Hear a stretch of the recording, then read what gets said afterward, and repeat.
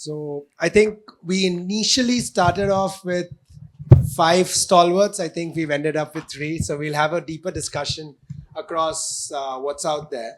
But just to introduce, I think most of the organizations on the presentation here. But sir, why don't we start off with just a minute on, say, what your company does and or your organization, and what your background is for the audience. All right. Firstly, thanks so much for inviting me on this panel. My name is Srivatsa. I'm the founder and CEO of a company called TraceX Technologies. We're about 5-year-old in the industry. I started off creating blockchain-based solutions for ensuring agri and food supply chains were made traceable on a platform like us, right? So then one led to the other. Now we, on the same platform, we enable multiple use cases. One of them is helping enterprises, like large food and agri enterprises, helping them achieve responsible sourcing in their supply chain, sustainable or responsible sourcing, where they're very cognizant about the way food is produced, the way food is procured, the way food is manufactured, and so on and so forth, and building traceability there. Secondly, we extend this traceability data to help them achieve compliances like EU deforestation-free compliances, or EU other compliances, CSRD, CS3D, and so on and so forth, where the same data can be extended for ESG and other compliance related use cases. Thirdly, we work with several carbon project developers that implement our solution for monitoring the GHG emission reduction projects, which eventually lead to carbon credits, and legitimacy of the carbon credits are audited through platform like us. Work with over 30 plus customers across 5 different countries, headquartered in Bangalore. That's what. Amazing. I think I have a few questions for you that we'll specifically touch on, sir. Yeah, good morning. I would like to thank organizer for inviting me. I'm Professor Balram Marathi, working as Director of Research, Professor J. Shankar, Telangana Agriculture University. This agriculture university is the only agriculture university which is established in 1964, almost 60 years old institute. Wow. Yeah. Now it is transformed into... At the start of the Green Revolution. Yes, along with that. Before that only it has started actually. It is having a long history. As of now, we are entering into the next phase. Recently, after bifurcation of the state, we have been named as the Professor J. Shankar, who is the Telangana ideologue, who has given the idea of the separate Telangana. That's great. On his name, our university has been continuing. The major mandate of this, our university is the teaching. Actually, we are the only university where we are having from public sector, having the graduate, postgraduate, and doctorate programs in agriculture. That's in great. The various disciplines like agriculture engineering, and food science and technology, and community science like home science. All these aspects, and more than around 28 disciplines we are offering a PG and a PhD. More than 7,000 students we are hosting in our institute. And as a focal point of the research and extension for this mentor, we are doing the research for the complete Telangana state. Okay. We have released more than 70 varieties for the last 10 years, which are very popular in the not even Telangana state, almost southern states and the entire India, and almost few countries also. Wow. The varieties developed by this one are very popular. And the most recent, we can say that Blockbuster is the rice variety released from our university, which is having the low glycemic index. That is for diabetic. When we know that how our population is moving towards diabetes because of our changed working conditions and food habits. Now this variety is picking up very well. Until now, our rice is a staple food which consumed, but because of this nature, it is going to be the major product for every entrepreneur or the industry, and everybody is interested in this variety. These are very, very proud of this variety. Besides this, we are producing some of the major hybrids. In the maize, wherein we are ruling in that area too, in India, this one. And Telangana is the major producing and the first major producing rice producing state. For example, rice was entire rice produced by India in 1960s was produced by Telangana now. Imagine Oh, wow. the quantity of the rice. Just to quantify the things I am saying, that India is progressing so well. We are happy that we are part of it. And at the same time, we are involved in extension activities too. As a part of research, we are doing all sorts of innovations in research. As part of that only, I came here to present our case study of what we have done in this area of IoT, AI, robotics, everything, so that I'll share my views on it. Thank you. It's great to Thank hear, you very sir. much. Great to hear. Thank you so much for inviting and giving this opportunity to be on the dais. And I think good afternoon to all of you. Myself, Rabi Sahoo, working with Indian Agriculture Research Institute, which is a 120 years old institute of Indian Council of Agriculture Research, Government of India. I think that's a flex, sir.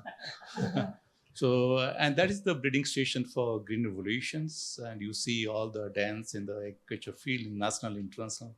They are from the same institute. Like, it's a product of also IARI, and IARI Pusa Institute is known for its varieties on the rice, wheat, and many technologies. That's the breeding station, starting from not only for crop, also remote sensing.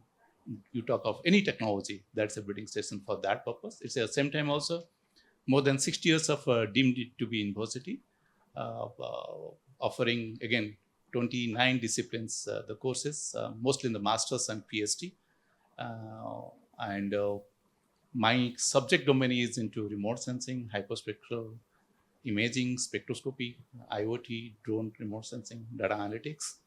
I have been leading many national programs. One of them was a network program on imaging spectroscopy, having 37 centers all around with many IITs with 7 themes, covering all strategic research, what are the operations we should have for the future satellites, what NASA has and what ISRO is planning. And also followed by that, right now I have a program which is again having 16 research institutes that is named by NEPA, Network Program on Precision Agriculture. Again, IARI is the lead. I'm looking after that. It's almost 4.5 years old, with many institutes starting to talk with the technology, starting from IoT, drones, post-harvest losses, livestock, aquaculture. So how we can bring the precision with the technology. And also we have many ambitious programs right now also we are looking forward to have. We have yesterday only the One Health mission was launched in Bharat Mandapam. We are part of that. Also recently Emerging Science Technology Innovation Conclave was there. We are the organizer in the Bharat Mandapam, which was inaugurated by Honorable Prime Minister. Purpose was how we can come out with the recent technology in different sectors and make ourselves visible not only in the World Forum, also bring the sustainability, livelihood, better livelihood to our major stakeholders, that is the farming community. Thank you. Great to hear, sir. I think we have so much of wisdom in the room. Not only on this side of the table, but I also feel here. I think I see a lot of development foundations. I see a lot of students. I see a lot of innovators. And I also see a few consultants. Now, that being said, sir, I know I'm going to throw a curveball at you. I will follow the script, but I would like to do it a little differently. Given that we have a full house, I think I want to do justice to that. Organizers, please let me know when there's 5 minutes left. I'd like to do a Q&A with the audience as well. Now, that being said, so why don't we use different hats when we are sitting over here right now? And for the benefit of the audience, why don't I think, sir, you two wear the innovators hat, and sir, you can wear the scalers hat, right? And how about we talk, and sir, you used a lot of terms, but for the audience, can we talk about the 2 to 3 key technologies that are ready to scale first? And second, how do you actually identify where to innovate or what area to innovate on? Where are there white spaces? I think that will benefit the audience a lot right now. So maybe we talk about how do you identify white spaces, and then maybe talk about how do we then commercialize it. And then I'll move to sir when how do we think about finding market and affordability and scale. So why don't you start? I think I would like to say that I'm not, IoT specialist like sir, actually not. She's the RHJ specialist, especially, I think, sir. And who is working on it is the soil physicist, and I'm biotechnologist. I can information. Okay. I'm a biotechnologist. By virtue of my collaborations with the different institutes, when I was talking to the IIT professors in Bombay, actually, Okay. in the year 2015, I think, 15, we are talking about how to utilize these engineering technologies for agriculture. We are talking informally with one of the professor in electrical engineering, because I had a lot of ideas, because because we are going through the papers, everything in and around the globe. We know that how it will be engineering can be used, but most of the times engineers, IITs, where are the brains of this engineering? They are working on for the industries and the engineering, purely engineering side, rather than its application in agriculture side. When I asked them that why don't we work from the agriculture side, because we can have that type of innovations are needed, engineering adjustments are needed for this agriculture. It all started with one project in 2016. Actually, we started discussing 2015, almost 10 years back, and 2016 that innovation has started. Therein we have worked with IIT Bombay. Dr. Ram Gopal Rao is the key person for developing of it. We are working on the nano sensor, actually, nano sensors for the soil moisture and soil nutrient, actually. So at that why we are taking up this one, because there is a need. And you said that how you get the idea, where is the innovation at all? Because there are soil moisture devices are there since long. Correct.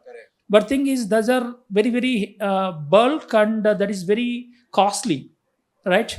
Accuracy levels are gold standard. Yeah. Accuracy is a gold standard, because since long we are using soil moisture estimations, everything. But thing is, we need in fraction of seconds we need to get some data, so that farmer will be very alert and all. Wanted to get the real time data. These are the points I took. But thing is, the cost should, because we now know that our farming community status, we know, because since last 34 years are working with the farmers in the different sectors. So we know that farmers are only small and marginal farmers. That should be affordable. That should be invested by the farmers. Then with that idea, we started with the soil and moisture and nutrient sensors. It has gone to the TRL level 3 and 4. Now we have to take it to the field, because from the public sector I'm talking about, there are many companies which have adopted the technology from the foreign universities and coming up directly into the market and all. But thing is, from the public sector, that was the initial programs I started. We have ended up with that. That was the LEAF project, Lab on Chip. That was the coin we have made. Lab on Chip for the efficient agriculture farming. Okay. This is the one where we have coined that one. We have worked together, and that was the one of the most successful program. We have developed both nano soil moisture and soil nutrient sensor. That was the initiation, and we have taken up from there, and we extended another area, because now it is not limited to only IoT. And the soil moisture sensor, nutrient sensor, these are all through IoT. We can do this one. So we thought of working on the AI too. Then we worked with just now previous speaker, Dr. Rajlakshmi, was moderator session. She was the Tihan leader as of now, but way back in 2017, she was the professor in electrical engineering. Okay. We discussed with her and we developed a project. This was a very international project we have developed in association with University of Tokyo, IIT Hyderabad, IIT Bombay, and IIIT Hyderabad. These are 4 or 5 institutes we have put together one project, and wherein we wanted to see the crop monitoring, actually. So the pest disease monitoring, nutrient status, moisture status through image processing. Okay. That was the major idea, and at the same point. So when you say image, you mean satellite image? No, because I will talk about satellite image next stage. Okay. We are moving towards AI in this one, actually. Here we started working on the drone imaging first, actually, because there are lacking on the satellite imaging, which can be this also to be worked out.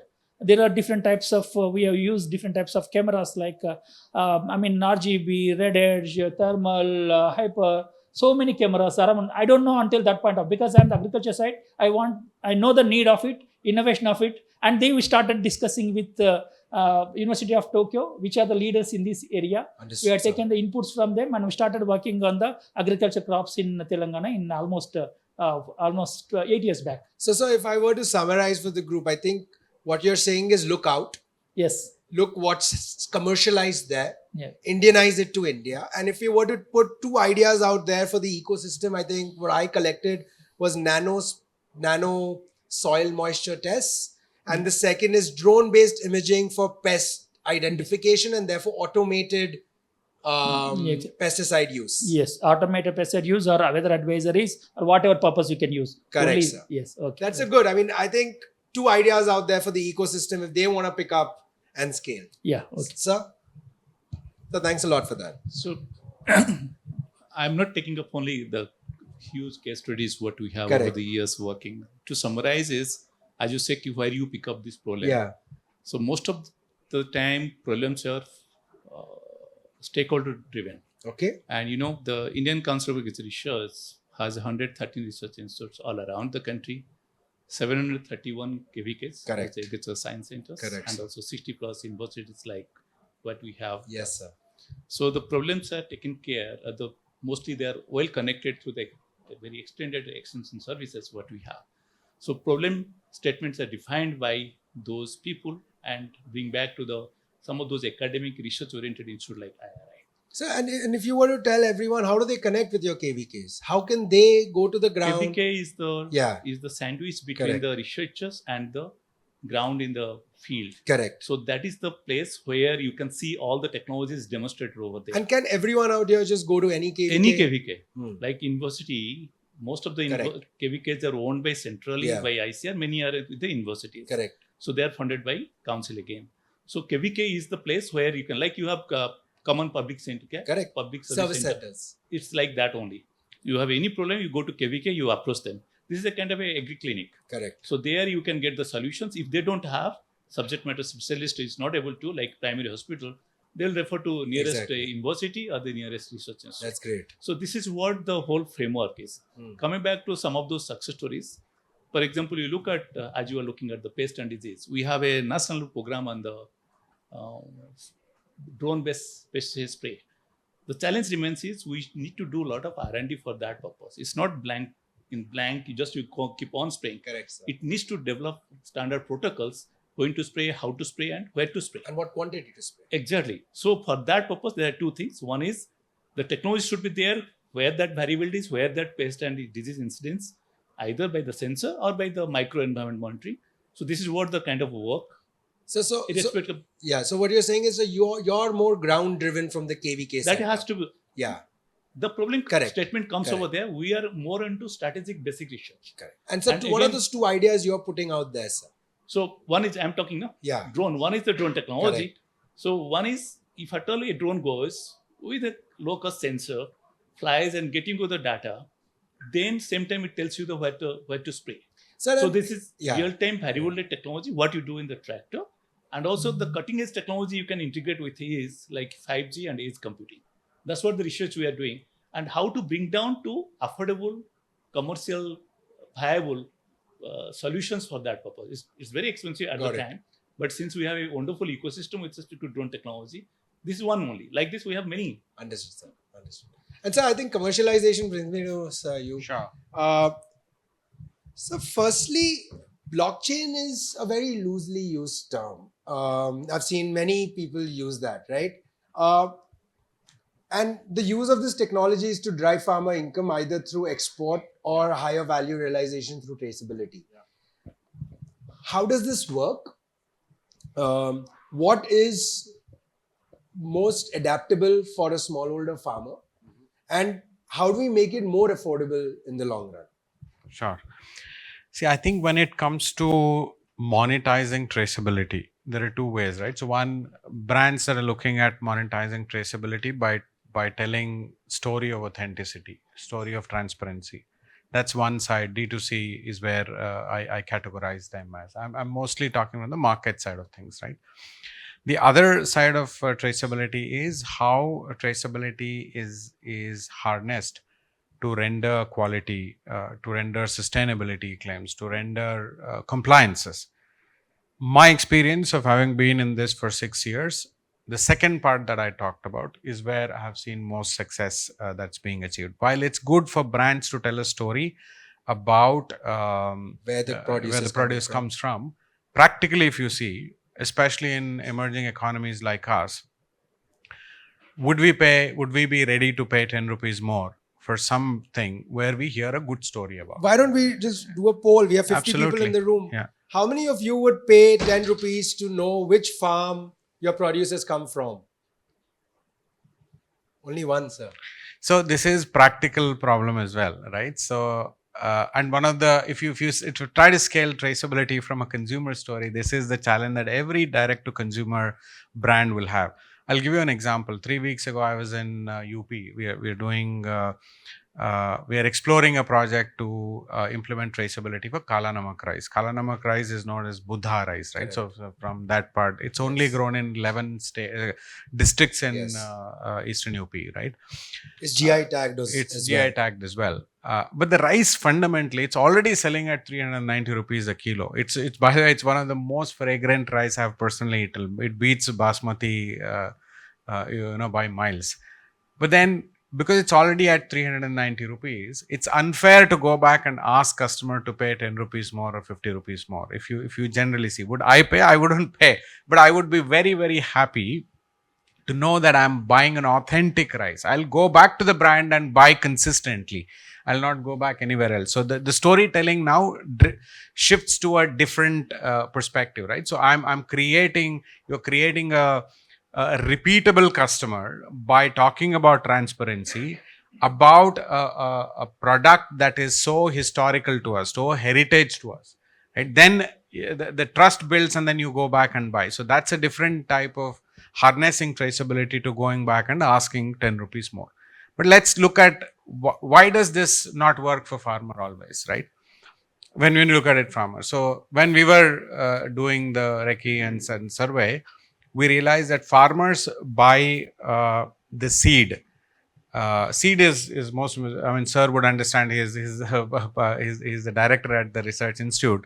Seed is fundamental to ensure genetic purity for production of, let's say, Kala Namak rice. I'm taking that as an example so that it just becomes easy.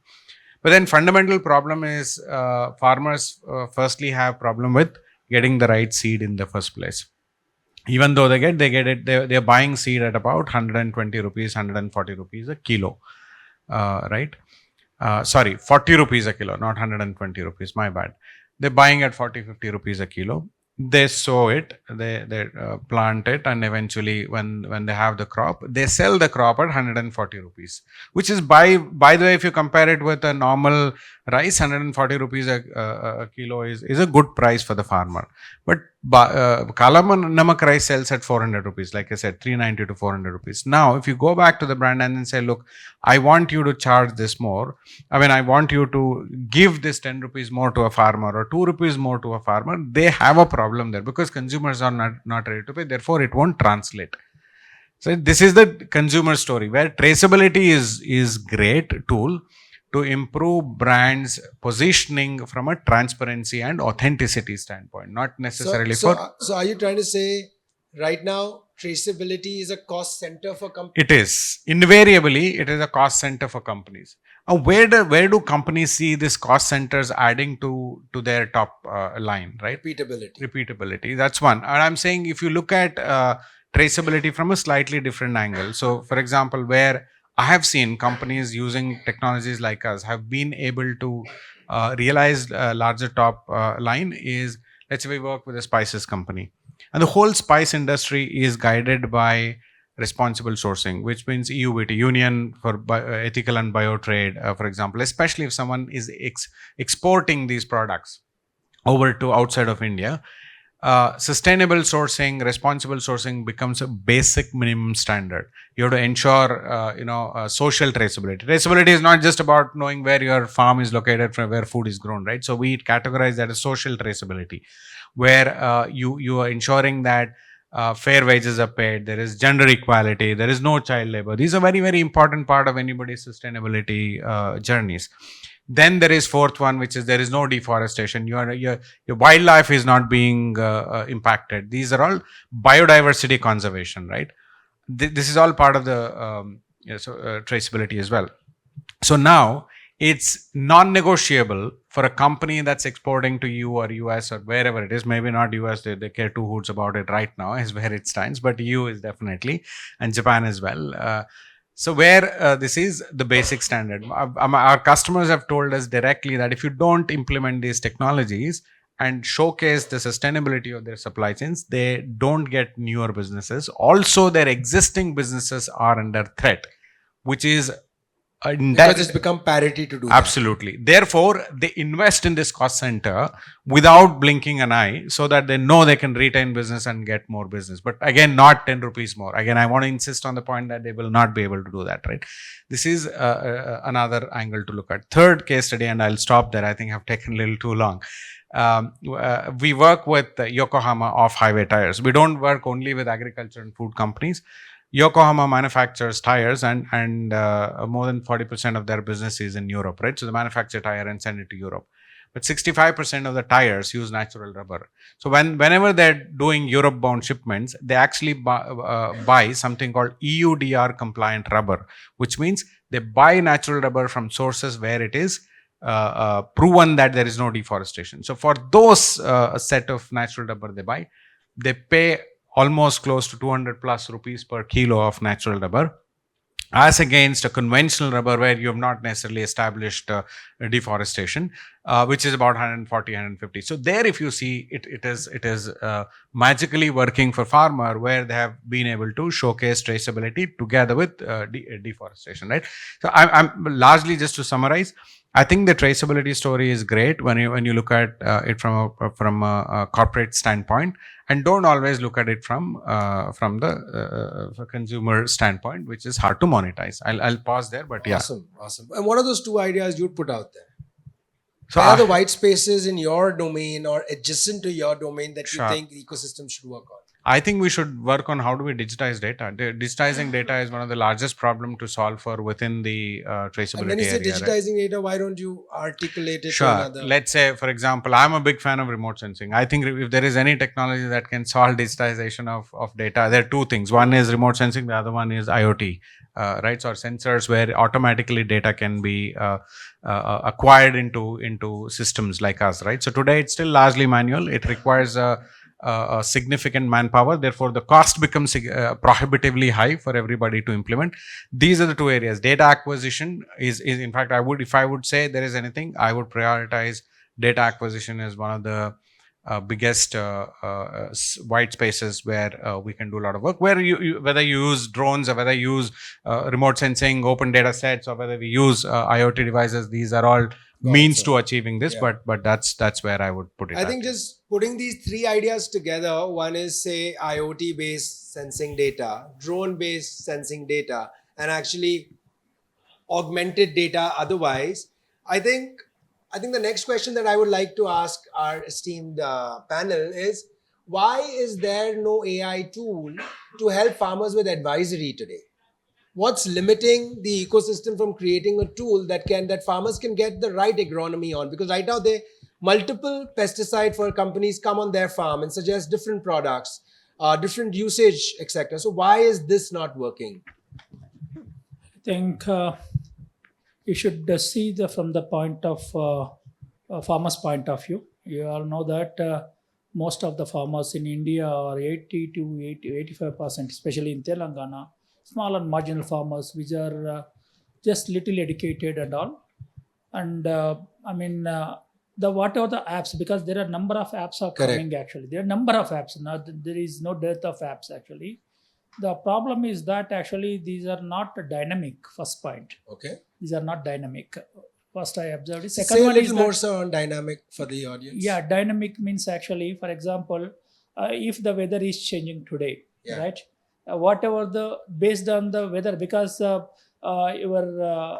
department will give some advice. I'm saying that rain may come. And that should be converted into the agro advisory. So that and meteorological data. Yes, meteorological. See, actually, they will say that only rain is going to come next 24 hours. It will be thunderstorms or something. But that can be concerned which area it is coming, because nowadays the rainfall is very erratic. It is highly localate. Somewhere in the part of the city is heavy rain will come, another part of the city is not coming. So in this situation, they should analyze, the AI should come into the picture here. Now we are working with one of the, US university to work on this hyper local weather data accuracies, because accuracy is also very much important, because we all know that we crack so many jokes on this weather forecasting. I'll get notification every half an hour, 1 hour saying that it's rain going to stop. It never started. This is the AI. That's what I think. We have to improve the accuracy levels. And advisories also should be the dynamic, because these are stale ones, nobody bothers. So you're saying stale or dynamic is driven by hyperlocal data availability. I'm talking about only weather data. That should be applied to the pest disease. That might be applied to the dynamic data on the because if we are working in Telangana region, what was the major sowing window for the which crop? What state disease? What was the pest and disease condition might be improving depending on the weather. There are a lot of complications are there. Very interesting. But we are not reached that stage. Imagine whatever the package of practice, which is the data is there, which are generated through research and all, which was available. You can browse it and check it, read it, and do it. Otherwise, we are trying to develop some voice messages and all. But thing is, it has to improve a lot. Then only it has some applications, in my view. And sir, I think you touched a very important point, which is local data availability. I think it comes in two ways. One is government setting it up, but the second is also data sharing of existing infrastructure which is already there. Sir, to you, sir, what can the DFIs who are in this room do and work with the state government on to create this infrastructure? It's a cost center, right? And also data sharing of person A to person B has privacy concerns. So what can the ecosystem do to create that data so that Sir's vision comes to life? So I'll start from where he left, which Sure. is you are talking of the AI. Why AI is not in agriculture? Yes, sir. AI, it's a very simple use case. No. AI-based agronomy for farmers. I'm coming back to that. So there are a lot of initiative already in country is in place, and very soon you will see in your mobile itself, like you have GPT. many chatbots, and one is called Rice Bird. Now IARI has launched that's in now Odisha. It is launched in many places. What should be if and then conditions? Okay. All those possible, like what he says. So for all these to be success, these are all LLM, large language Correct, models. sir. Now you talk of generative AI, many things has come up, and that's what we are trying to apply in the agriculture. Most important thing remains is the data, and most expensive is the data labeling and curating. Correct, sir. What is the data? Who has given? And Is all it those clean things. and usable and Yeah. structured? So the new concept globally which has come up is open data, open knowledge. So we have also national data policy now, which is well established now. So anybody generates data with the metadata. Metadata means who has created data and what is that condition, everything, whatever, either from sensor or satellite or whatever. Once you maintain, he is going to be the owner and the secrecy and privacy has to be maintained. There is a standard data policy which has come up. So that is what most important part to go for AI-driven solutions for any purpose. Like what you was talking of is the weather data. The kind of scalability is the challenge. Mm-hmm. You have a weather data at 20 kilometer resolution of a rainfall data. So today it's raining here, out the gate you won't see, because that localization is important. Again, the modeling is AI only. There's no way otherwise you can do. So these are the possible solutions what over the years people have been working. Look at the pest and disease incidence. It happens because of microenvironment, not the total environment. From my field to other field, you go to Nasik, go to any other field, you'll see the variations from the field to field. Microenvironment, again, the IoT based weather sensors you can take, go for the predictions. So how to do that? Unless until you have a long-term data set which is available, develop a model which is more of AI driven. What does it mean by AI? AI is more of which you can't do on your own. There are models, ways where you can model to get a better accuracy. For that accuracy, one has to have a validation also on the ground. Correct. So this is what for the open data, the policy has come up, and also government is preparing infrastructure. And we have very soon Global AI Summit in February, here itself in Delhi. Okay. That's what the Global Summit, recently we had in France, where Honorable Prime Minister was there. Now Global AI Summit is going to talk on where we stand now in country, what are the possible challenges, not only agriculture, in many places. So this is what it's going to bring the revolutions. Like you'd see chatbot, whatever the questions you ask, I can answer within no time looking at the chatbot here. Yeah. Means even it can answer also. I don't need to be. Yeah. Maybe some other day you will see all the robots are sitting here. Yeah, maybe another robot is going to ask you our questions. digital twins are sitting here. Exactly. Yeah. So this is going to happen with time. That's very interesting, sir. So you spoke about data sharing protocols and all of it to actually make tech in agriculture a reality. So would you be fine in sharing your data with any other organization, and for what? Sure. See, I think it's important to establish a protocol, right? So there is common democracy that we will have to achieve in terms of achieving these outcomes. What are we building this for? We are eventually building this for farmers, right? If you go and ask, and this is where I think the role of universities or governments will play a significant part, because they are the ones who have interest for a larger community. Otherwise, if you go to companies have their individual interest. Capitalistic mentality, Yeah, yeah. exactly, right. But then whose interest is it? Is in the government's interest to help the nation, help the smallholders in the nation to bring out these innovations, which is where the initiatives are there and are around agri data exchange, etc. But I think they're still limited to some farmer data, farm data, and so on and so forth.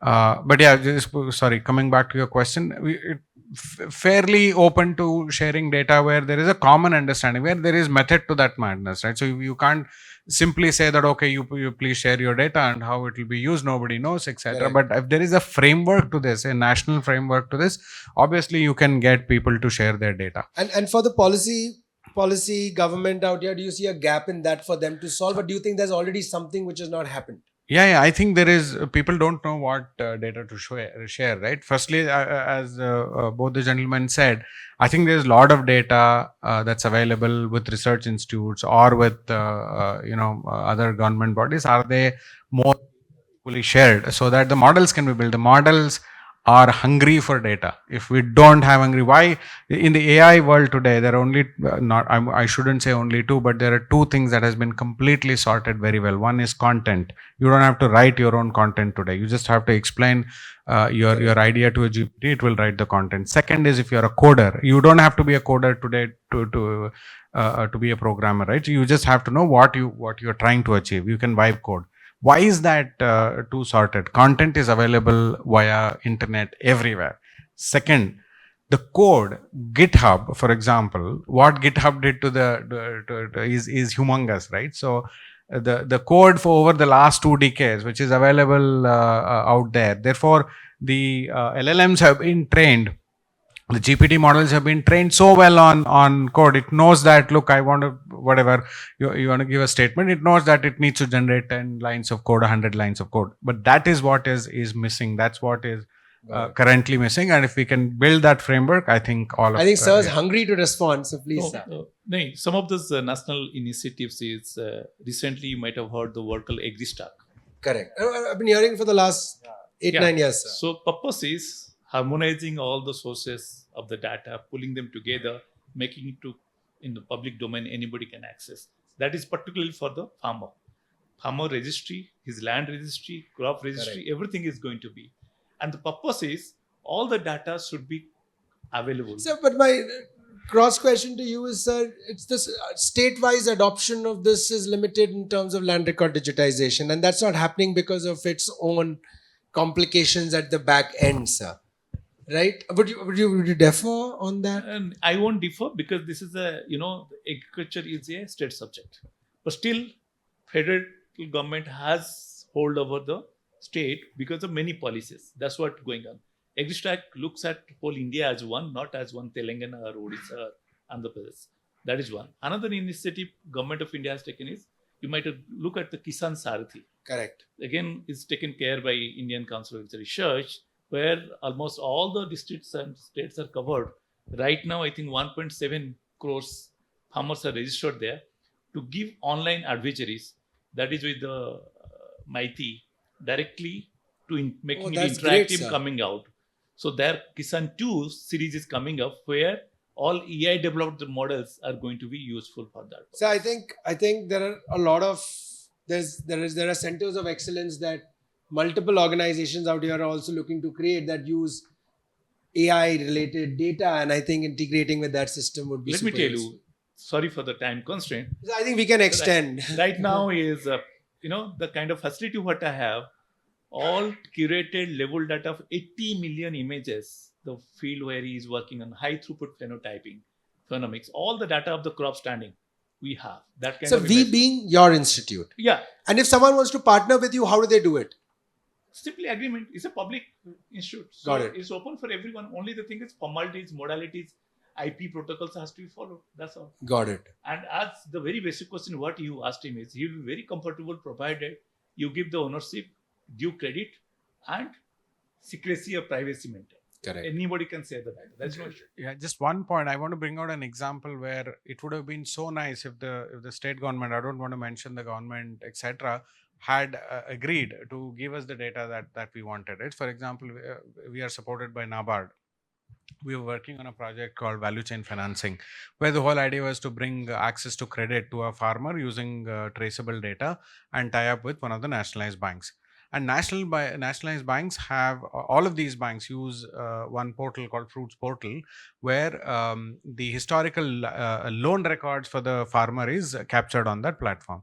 So for a platform like us, on one side, we're going out and manually digitizing this data on the ground. And this data is available readily in a portal. I have done 10 rounds of meetings with these guys to say, and when you land up in front of them, the government officials are looking at you as you are somebody here who is going to rob the data away. We are trying to implement something with a nationalized bank to provide credit. I'm not even giving 1 rupee for credit from my pocket, right? It's a bank that is lending. It's a business opportunity for a bank. We're trying to enable that through a technology. And there is one big fat person in the room that actually has this data. Actually, this. Are you actually pointing to someone? No. Sorry, I'm sorry. I'm used to you. Yeah. I'm saying the government, right? Let me put my hands up. So it's the government that has this data, which can be readily used. But then you can't use it unless you enable this. I think we will only be theoretically talking about it. And I understand. Many times you are not Usability of the data. quality also. usability is also okay. The willingness. Able to give the data. क्या पता वो data is Understood. सही है कि गलत है. Sir, वो हमें second पता चलेगा तब वो देंगे. They're not even ready to give this data. So I think everyone wants to share a lot, but why don't we hear from the audience? How many of you have questions firstly? Okay, I think this is the front benchers. So please pass them a mic. Okay. Yeah. So why don't you take her question and just pass it along? WhatsApp. Yeah, hi. So I have a question. So we heard a lot about, we heard a lot about this data, and also first to develop an AI, first we need to understand what is the challenges. Then only we can build a solution. So my first question is, it's more of an academia term. Like as a nation, we are talking about agriculture and farmers are the core, right? So what we are doing at the rural level or the agriculture level to understand or to listen the actual challenges that they are facing in, at their core when they are executing. So you're talking about how do you identify the challenges on ground? Yes, I'm talking about the identification of the challenges, and sir rightly mentioned about the data accuracy. The government portal have the data, but how we are validating those data, because we are more relying upon the image data, right? But what about the practical challenges and the uncertainties farmers are facing year by year, and what initiative we are taking to mitigate those, and so that we can build a tool which help in predictive analysis. So what I would suggest is maybe we take down all questions and try to answer all of them together, right? So I think the first question is on challenge identification, checking authenticity of data, right? What is the second question on? Excuse me, sir. I'm Bhadvi Bilakutti. I'm a rural person where in Andhra Pradesh in Agripalam, we started an initiative at Rural IT Hub, and we designed a model on AI. I'm an AI graduate. So I'm exploring like how can AI can initiate agriculture in the form. So, and my question is how we are telling the data is everywhere, but how can we access a tier 3 person? How can I access the data? And also the government, I saw the APIs are not having some things. So comparing to other states, we don't have some APIs. No, we are researching about it. We can get an APIs, free APIs for a basic project management, and we are not having that. So why can't you focus on that, and we can have such problems? So I think the question is now broadened to where do I get authentic data from? Yeah. Hello, sir. You can just layer onto this question. Not exactly, but yeah, on the similar lines. So before going to my question, I just wanted to call out one thing. I'm just going through the stalls that were there outside, and I just wanted to call that out because we were mentioning about micro management of each of the farmlands, right? Earlier, how to know what's the conditions of each of them, and on one of the stalls I saw, there's a company called Garuda Analytics who is actually working on IoT and trying to analyze the field for the farmers. So if the panel can visit the stall and give them some updates, I think they can work on it. I'm not sure how reliable it is, but just wanted to call that out if the panelists are not aware of.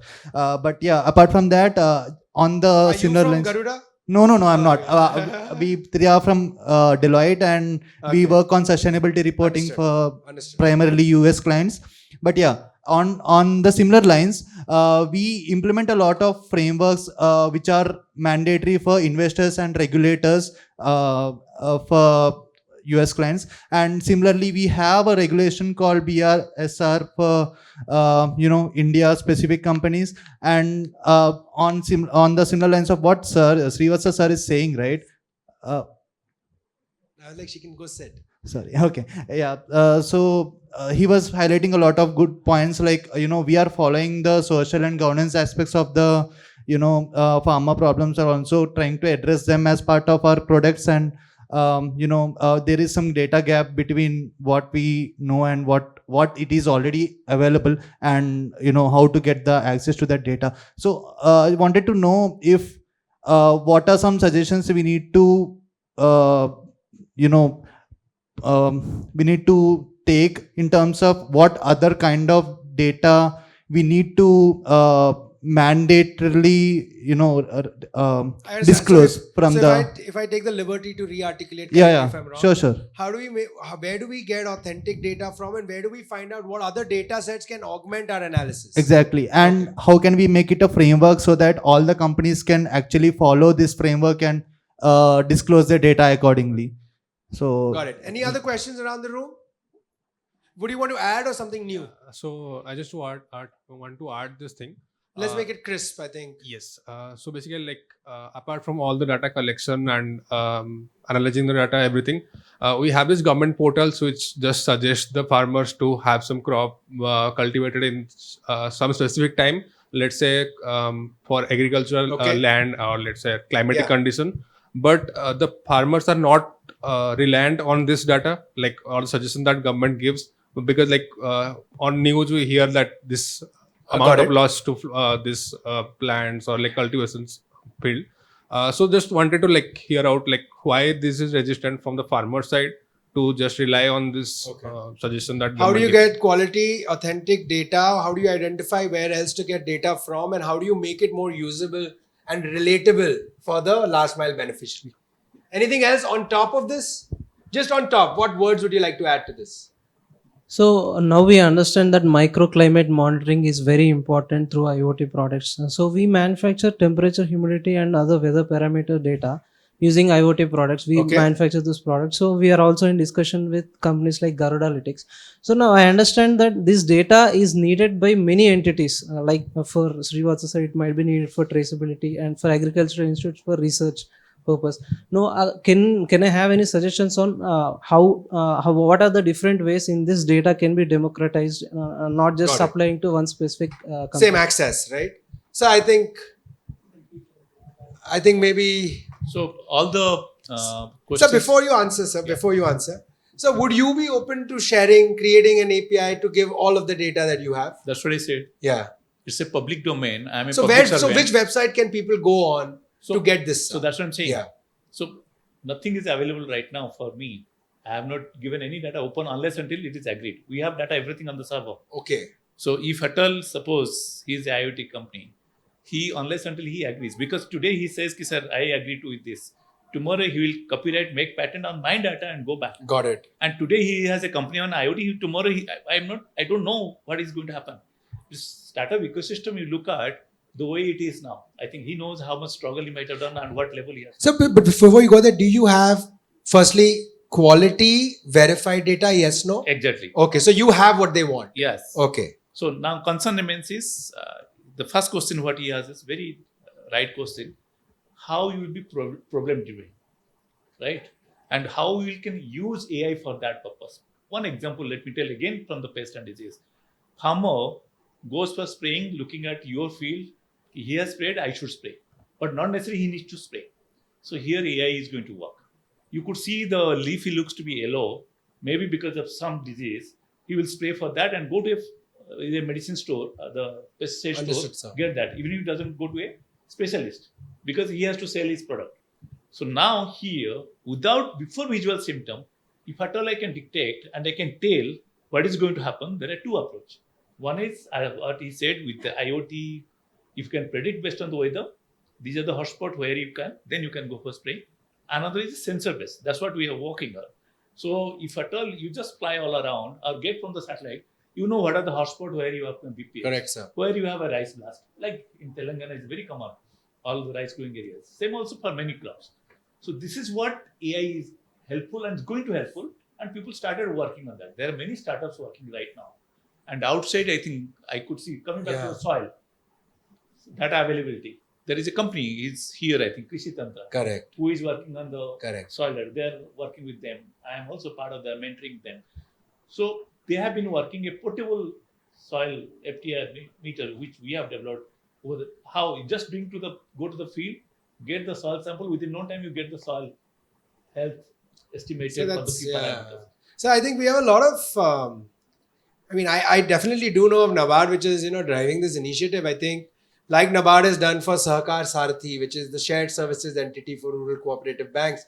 I think the next revolution comes in creating shared data exchange protocols, housing it at a central place, so that creators as well as consumers of data can leverage and use. One statement I would like to tell over here is, unless until you share, you are going to perish. Unless and until you share your data, you are going to perish. You can't see your existence. Yeah. Why? For example, let me tell you. Coming back to, I am a remote sensing expert. Okay. Globally, people have started sharing the satellite data. Okay. Till few years back, NRSC was not sharing it. It's close by here. We have been fighting like anything for user interaction meeting. Yeah. Now they started sharing. Unless until they share. What made them share? Huh? What made them share? Because they see there is no demand for their satellite data. It's not free data. Data is not free. There is a price tag. Why I should look for this data? You just go to website, download data freely, 10 meter resolution, much better data than what we have, and freely available. People started working. That realization come much later. Now you look at the Google. Correct, sir. Everything you are getting on board there. Correct. Amazon also selling the data now. You tell what the data you want. Correct. There are many startups. So you look at the Pixel. Pixel is one of the company. We came out the graduate students. They came out with a hyperspectral sensor on the constellations. Okay. So this is what the policy is now. Unless until you make it open data, open knowledge, you are going to perish with time. You keep it with you. Doesn't matter. How does it work? That's lovely, sir. That's lovely. I think we started, just to summarize, I think we're short on time as well. I've been getting indications from Aman. His name is Aman, so he's stopping the discussion. But just joking on that. I think we started off by talking about possibilities.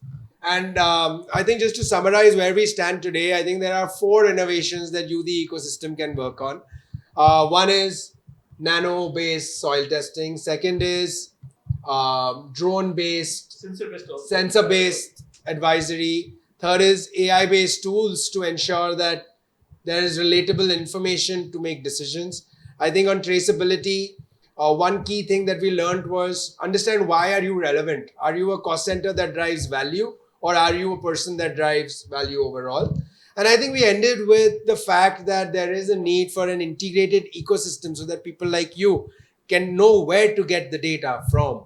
I think the data exists, data is usable, data is validated, but how do we create those protocols so that sharing becomes easy and privacy is maintained, being critical? But sir, I think you're holding the mic too. I would like to add one point over and above what this we are talking about, the data sharing, AI, traceability and all.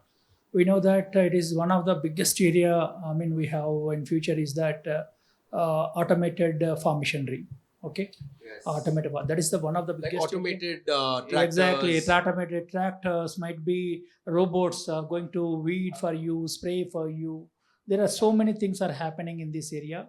This is the area one has to work out, because we know that as of now we do not have the Western countries or the developed countries are having some of the automated machineries, but thing is they're not suitable for Indian agriculture or farmers. Cost wise also. That is India the reason. labor That is cheap. cost and the smallholder ready. These ones are very much required because here also all the tractors, everything, it needs application of this AI IoT both, because they had to, because I have seen some of the startups which have come up with the robo weeders where that you will go into the field and it will check whether it is crop plant or the weed plant. Correct. Based on that, it will either spray or induce the laser so that it will be killed. So that much pressure is going to come into the agriculture field. This is the area one has to look into it. Amazing. So you would also like to add? Three keywords. One is Indianization of the technology. Okay. That's the challenge what we have. Okay. Kind of ecosystem what you have. Okay. Kind of heterogeneity, kind of socioeconomic conditions. Uberization of the technologies. Okay. That is what is very much required. Third is no more silos. We should work together, public-private partnership with the stakeholder, and make a business model. And so to the globe, you look at the UK, look at US, any research is done by problem-driven, again with the industry. Thanks to Government of India, we started that system now. We are happy, we are sitting together. You look back 20 years back, he may agree, I can't talk to an industry guy, I'll get a memo from the Government of India. Okay. Nowadays, it's nothing. Yeah, correct. I can do business with him now. We are so, just signed an agreement and start doing business. So this is what a revolution has come up, and we are very optimistic it's going to change. So standardization, Indianization, Uberization, and integration. Okay, awesome. Thanks a lot, everyone. I think thanks for being patient with us, not dozing off. Great connecting with you. Thank you. Thank you very much for moderation. Right.